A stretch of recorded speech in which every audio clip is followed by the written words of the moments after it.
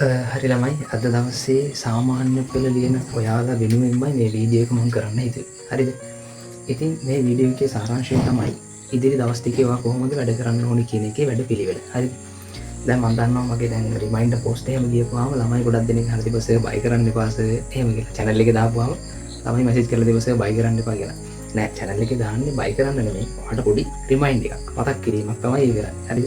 ඔයා පොඩ්ඩක් ඇලර්ට් එකේ ඉන්න ඕනේ. තව දවස් 16 දී මම එක්සෑම් එකට ෆේස් කරන්න ඉන්නවා කියන එක ඔයාලට මතක් කරගෙන තමයි අපි කරන්නේ. හරිද? ඉතින් ළමයි දැන් මම දන්නවා කොහොම සාමාන්‍ය පෙළ දැන් තව දවස් 16කින් මුහුණ දෙන්න ඉන්න එක්කෙනා ඒ ළමයා කොහොමද ඉන්නේ කියලා මම දන්නවා. ඉතින් ඒ වෙනුවෙන්මයි ඔයාලට පොඩි පැහැදීමක් දෙන්න ඕන කියන එක තමයි මෙතනදී මගේ අරමුණ වෙන්නේ. ඉතින් ඇත්තටම කියන්න ඕන ළමයි මෙතනදී ගොඩක් ළමයි කලබල වෙනවා, බය වෙනවා. තව දවස් 16 තියෙනවා මොකද්ද කරන්නේ? දැන් හොඳට වැඩ කරන ළමයා වුණා ගොඩක් බය වෙනවා මේ වෙලාවට. අර කලින් කියන්නේ ජීවිතේ ප්‍රථම වතාවට එක්සෑම් එක ෆේස් කරන්න යන්නේ. ඉතින් ඒකට මේ දවස් 16 මම කොහොමද ඔයාගේ ෂෙඩියුල් එක හදාගන්න ඕනේ කියන එක තමයි අද ඔයාලට මම කියලා දෙන්න යන්නේ. හරිද? කලබල වෙන්න එපා. ඉස්සෙල්ලාම ප්‍රථම එක තමයි කලබල වෙන්න තියෙන එක තමයි හොඳම. හරිද?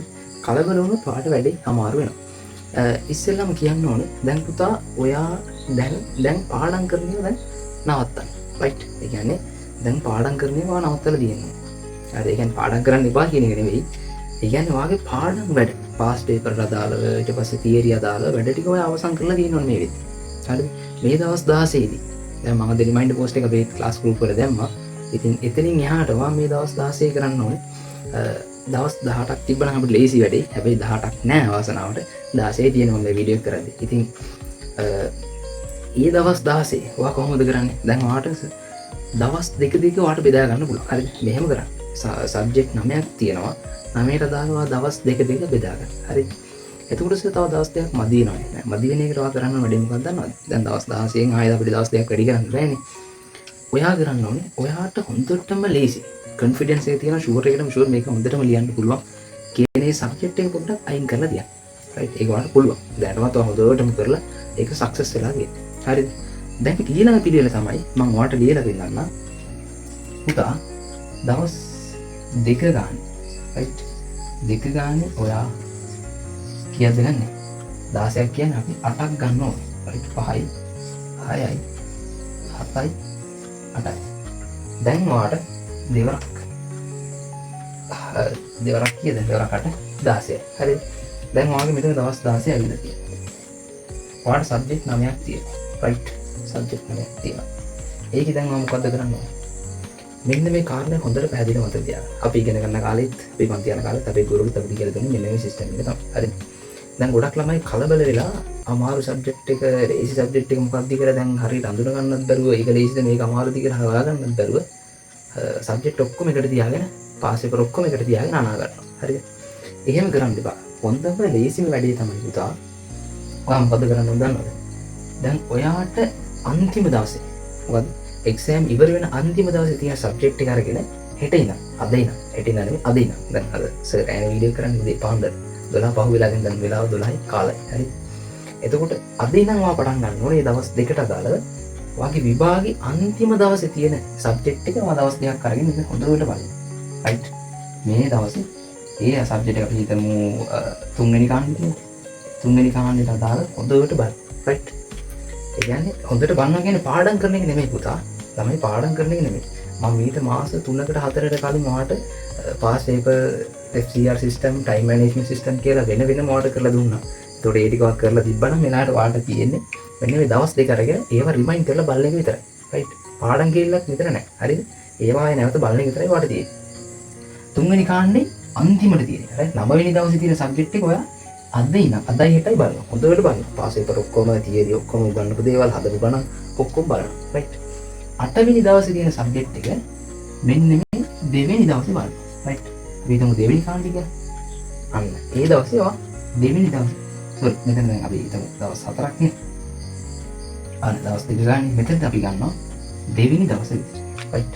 දවස් දෙක දෙවෙනි කාණ්ඩය. දෙවෙනි කාණ්ඩේ ඔයා මේ දෙවෙනි දවසේ කියන්නේ දවස් දෙක ඉවර වෙලා ඉන්න දවසේ ඔයා මොකද කරන්නේ? මෙතනදී දෙවෙනි කාණ්ඩේ කියන සබ්ජෙක්ට් එක බලන්න. රයිට්? එතකොට පුතා අර 9 වෙනි දවසත් ඉවරයි 8 වෙනි දවසේ ඉන්න සබ්ජෙක්ට් එකත් ඔයා බලලා ඉවරයි. රයිට්? ඊළඟට තියෙනවා ඔයා ඊළඟ දවස් දෙකේ පහුවෙන ඊළඟ දවස් දෙකේ. ඒ කියන්නේ කීයද? අපි බලමු 16යි 14යි ඊට පස්සේ 12 11 කියන දවස් ටික වා කරන්න මොකක්ද දන්නවද? අපි හිතමු පළවෙනි කාණ්ඩේ වලට තියෙන්නේ කියලා. අන්න ඒ දවසට දාලා තුන්වෙනි කාණ්ඩේ විතරවා පළවෙනි කාණ්ඩේ බලන්න. රයිට්. පළවෙනි කාණ්ඩේ තියෙන්නේ වගේ මෙතන 9 8 7 වෙනි දවස්. රයිට්. ඒතර වා මේක මෙන්න මේ විදිහට බලන්න. ඔයා ඒ විදිහට බලපුවම ළමයි ඔයාට තියෙන වාසිය තමයි දැන් ඔයා මෙතනදී 4 වෙනි දවසේ බලනවා 5 වෙනි දවසේ බලනවා 6 7 8 මෙන්න විදිහට බලන්න. රයිට්. බලපුවාම අන්තිමට වාට ඉතුරු වෙන දවස මොකද්ද? මෙතනදී 8යි කියන්නේ. ලේසන් සබ්ජෙක්ට් එක අතහැරලා තියෙන ඒකවා පොඩ්ඩක් කොන්ෆිඩන්ට් එක තියන හොඳට ලියා ගන්න පුළුවන් කියලා. පොඩ්ඩක් ඒක අතරින් පතර බලන්න. හරි. මෙන්න මේ 8 ගන්න. මේකෙත් පුතා ඔයාලට ගොඩක් අමාරු සබ්ජෙක්ට් වලට පොඩි වෙලාවක් දෙන්න දවස් 3ක් හරි 4ක් හරිම වැඩිපුර දෙන්න. අනිත් ඒවා ලේසිය පොඩ්ඩක් අයින් කරලා පැත්තකට දාලා එහෙම දෙන්න. රයිට්. මේක හැමෝටම හරියන එකක් තමයි මේ කියලා දෙන්නේ. හරිද? ඔයාලට පුළුවන් ඒ විදිහට හදාගන්නයි. මේක ප්‍රධාන වශයෙන් ඔයාලට දෙන්න හේතුව තමයි ඇයි ගොඩක් ළමයි මේක එකට දාලා අච්චාරුවක් කරගන්න නැත්නම් අනා ගන්න. ඔක්කොම එකට බලන්න. ඒතකොට ළමයින්ට කලබලකාරීත්වය වැඩි වෙනවා. ඒක නිකන් අමාරු වගේ වැටෙනවා. එක්සෑම් එක අමාරු වෙනවා. ඒතකොට හරි පේපරේට ඔයා ලෑස්ති වෙලා නැහැ. වෙන පේපරයක් කරනවා බල ඉඳලා. ගොඩක් ළමයින්ට වෙන ප්‍රශ්නයක් තමයි ඔය. හරිද? එතකොට පුතා මෙතනදී මෙහෙම බලන්න ආපුවාම 8 වෙනි දවසත් එක්ක ඔයා බලන්නේ ඊළඟ දවස්. ඔයාගේ එක්සෑම් එක පටන් ගන්න දවසේ තියෙනවා. පටන් ගන්න තියෙන සබ්ජෙක්ට් එක ඔයාලට හරියටම දවස් ටිකක් ඉතුරු වෙලා තමයි ඔයාගේ පාඩම් බලාගන්න ඉවර වෙන්නේ. එතකොට අපි හිතමු ඔයාලට පටන් ගන්න දවසේ ඔයාලට තියෙන්නේ අපි කියනවා ආගම කියන. එතකොට ආගම කියන එකේ පාස් පේපර් ඩිස්කෂන් ඊට පස්සේ බලපු තියරි වලියපු ප්‍රශ්න පත්‍ර උත්තර ඒ ඔක්කොම බලාගන්න ඔයාලට දවස් දෙකක් ඉතුරු වෙනවා. හරියටම ගානට. right. එතකොට මේක යන්නේ පුතා අන්තිම එකේ ඉඳන් ආපස්සට එීමක් තමයි එන්නේ. එතකොට ඔයාලට ලේසි. ඇයි මේ ටික පාඩම් කරලා තියෙන්නේ? පාඩම් කරලා තියෙන හින්දා ඔයාලට ඔළුවේ තියෙනවා. දවසින් දවස පස්සට මාරෙනවා ඔයාලට ලේසියෙන් වැඩේ කරන් යන්න පුළුවන්. හරිද? එහෙම නැතුව අනිත් පැත්තට ගොත් ආගම තියෙන පළවෙනි දවසේ ඔයා මෙන්න මේ දවසේ ආගම බලනවා. පරිලයන් පුළුවන් වෙයි. බෑ. බොහෝ දුරට ඔයාලට අමතක වෙනවා නේ. අන්න ඒ හින්දා තමයි පුතා මෙන්න මේ සිස්ටම් එක ඔයාලට හඳුන්වලා දෙන්නේ. මේක ගොඩක් ලේසි ක්‍රමයක්. මේක පාවිච්චි කරන්න එක්සෑම් එකට කලබල වෙන්න එපා. අපේ එතකොට අනිත් ළමයින්ට අපි ප්ලෑන්ස් දීලා තිබ්බා. ඒව හරියට කරපු ළමයින්ට කොන්ෆිඩන්ට් එක 100% ඇති. බය වෙන අවශ්‍යතාවයක් කොහෙත්ම නැහැ. ඉතින් හැමෝටම සුවපතන හොඳ ප්‍රතිඵලයක් ගන්න ලැබෙන්නේ කියලා හොඳ එක්සෑම් එක ලියන්න. දැන් ඉඳන් හොඳට වැඩ කරන්න. තව දවස් 16යි. ඒ දවසේ හොඳට වැඩ කරලා හොඳ ප්‍රතිඵලයක් ගන්න. Thank you.